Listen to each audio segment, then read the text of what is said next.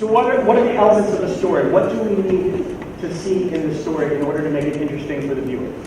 Yes. Why it came. So we have to have some questions that are answered. In fact, I would say, and we're learning, again, I don't want to get too far ahead of ourselves, about the angle of the story.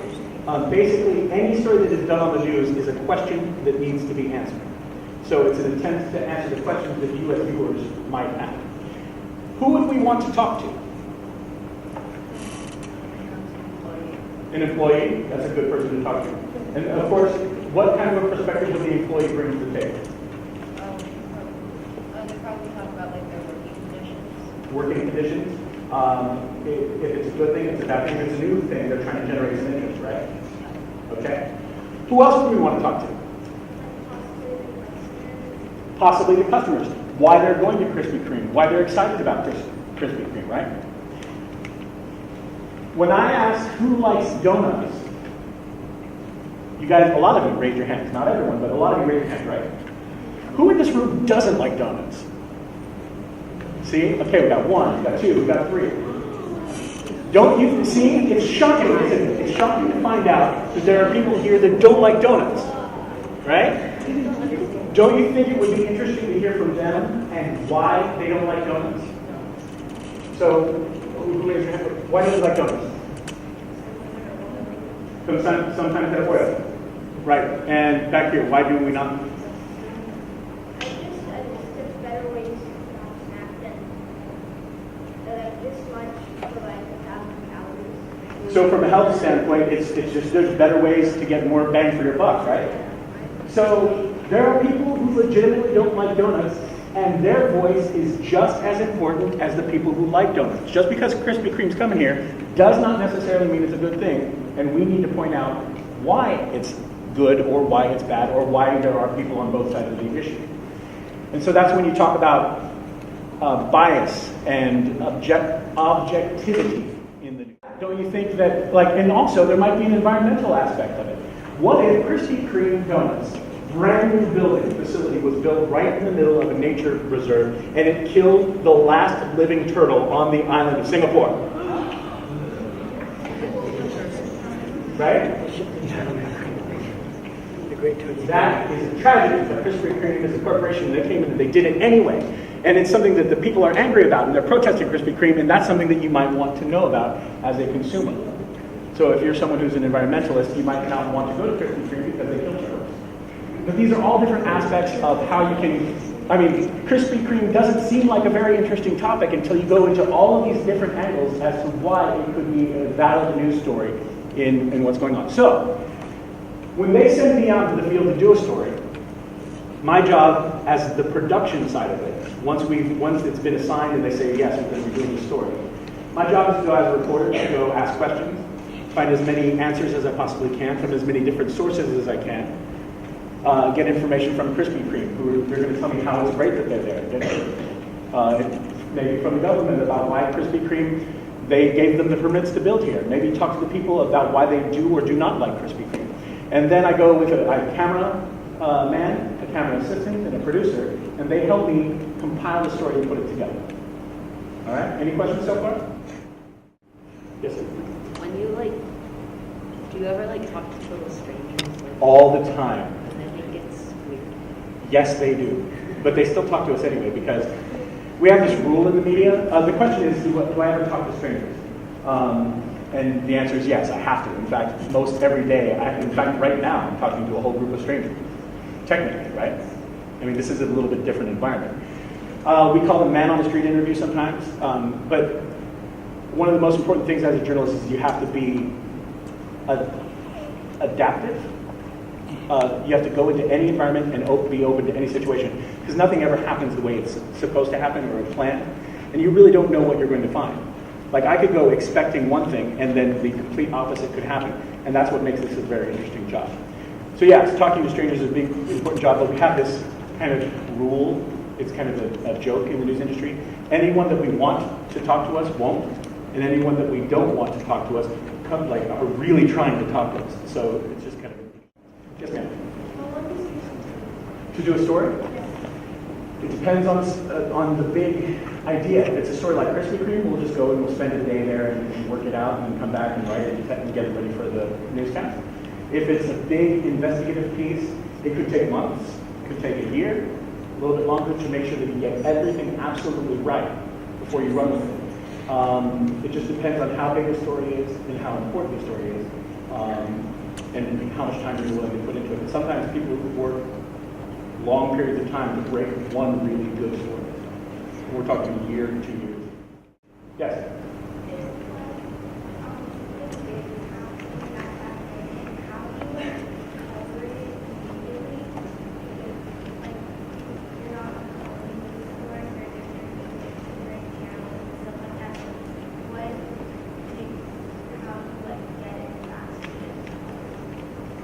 Skill. No, okay. The question on the table is, when there's big breaking news events, things happening right now and immediately, how do we work to get the story quicker than everybody else because we're competing against other outlets and other agencies? And that's a very valid question. And sometimes there are agencies that want to be the very first to have information, which is why you'll get wrong information at the very beginning. And then there are agencies, and we like to try it this way better. I would rather personally be first getting it right than the first with the story.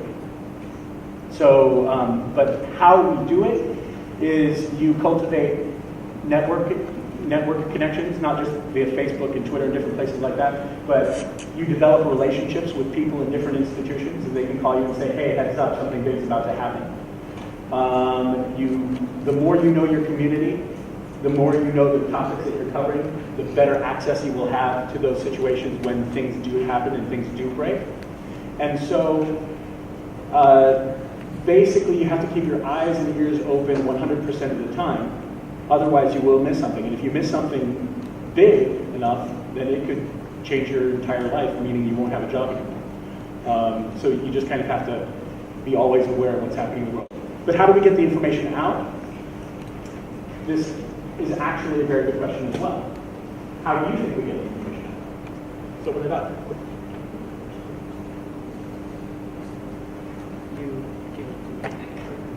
We give it to the anchor. Well, in this case, I am one of the anchors. How else do we get it out? Let's say I'm a reporter, I'm on the scene, and then an explosion happens right here in this room, and all of a sudden chaos erupts. How am I going to get that information out to news crews, or specifically to my news agency and to my followers? I just gave you a hint. Twitter, that's a very good way. It's a good way to get information when you're going into a situation. It's a good information to get information out when you're in a situation. Now the problem with Twitter and the problem with blogs and the problem with the internet is, I said that just so I can purposely date myself. The problem with these things is there's a lot of misinformation out there as well. So these are tools that we use, but we also have to use good journalism skills to weed through what's the stuff that's not really worth listening to the stuff that we can take very seriously. And the more you practice and the more you check your sources and recheck your sources and recheck and recheck and recheck your sources, then you can kind of find out who you can trust and who you can't trust. So I have my story. I have my information. Right? I come back to the television stations. The product needs to be put together. We've gone out and done the producing. We've gone out and done the production side of it. Now it has to be put together for the technical side. How many people do you think make 1 hour of news, just one simple hour of news? How many people does it take to put an hour together? 100? Okay. Anyone else? I can say it's actually probably more than 100. More than.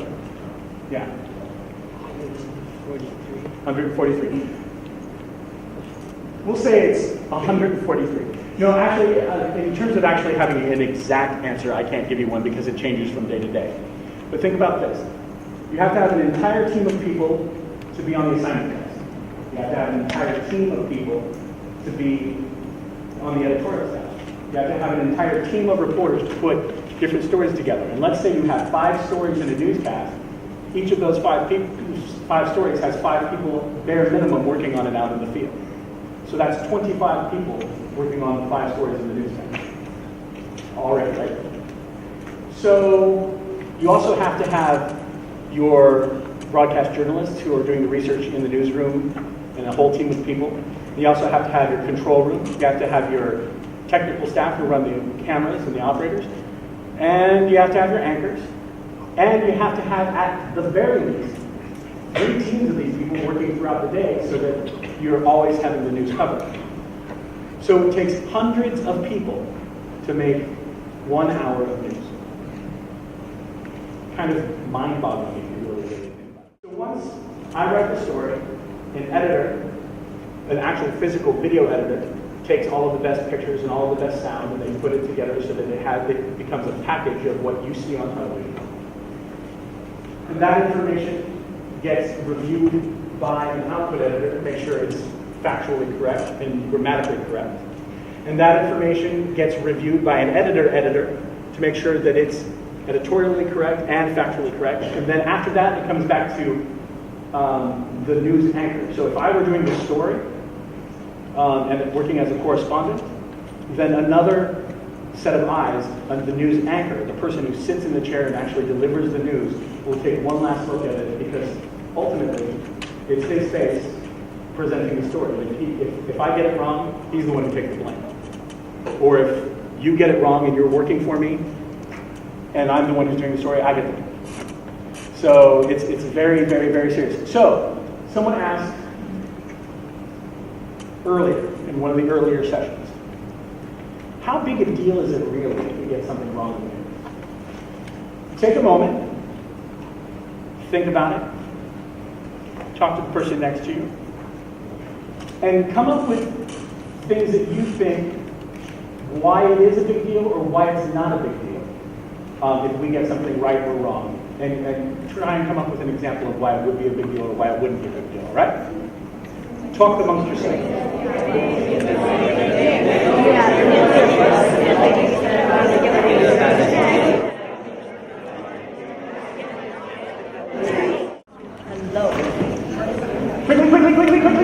Quickly. Jump up your times. 1, 2, 3. Spin around once. Sit down. It was just an attention break. I just need to make sure that you guys had the ability to stay with me because this is a lot of talking and stuff going on. So, is it a big deal? Yes or no? Yes. Why is it a big deal?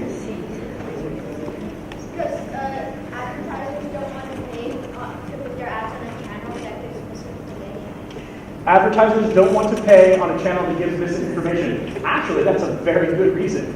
And how commercial news agencies make their money, how they can actually survive, is they sell advertising during their shows, right?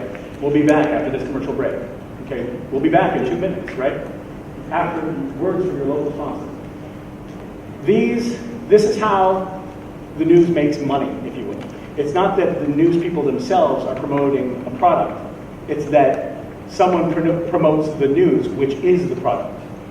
And there's a fine line between that, because if I were to go to Krispy Kreme, and if I were to take a donut, if the manager of Krispy Kreme said, "Hey Sean, thanks for coming out. Here's a donut for your trouble," I can't take it. Because the second I take that donut, as tempting as that warm, gooey, gushy, donut-y goodness is, filling my very, very not so tiny belly, I can't take it because then it could be considered a bribe. It could be considered me taking a donation in order to give them favorable coverage. However, a sponsor can sponsor the news, and you're right, they want to make sure that there is a good quality product. In this case, news is the product. We are not selling products. Does that make sense? Why else is it a big deal? Yeah.